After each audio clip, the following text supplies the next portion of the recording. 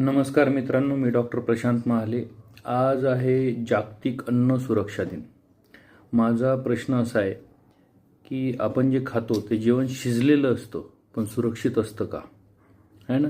आपण रोज जे अन्न खातो त्याचा आपल्या आरोग्यावर परिणाम होतो, चांगला वाईट, है ना. म्हणून आपण अन्न खाताना काळजी घेतली पाहिजे. जसं आता पावसाळा सुरू आहे, बरेच जण रस्त्याच्या कडेला उघड्यावरचं खातात, त्यावर माशा बसलेल्या असतात. Typhoid, food poisoning, loose motions अशा गोष्टी त्याच्याने आपल्याला होतात. सांगण्याचा मुद्दा काय की अन्न खाताना पैसे वाचवण्याचा विचार डोक्यात नसला पाहिजे. चांगलं खा आणि त्याच्याने आरोग्यदायी राहा, है ना.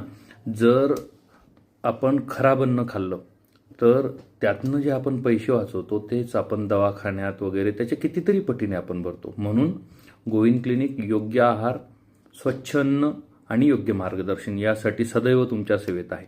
या जागतिक अन्न सुरक्षा दिनी आपण सर्वजण मिळून आरोग्यदायी अन्न खाण्याचा संकल्प करूया.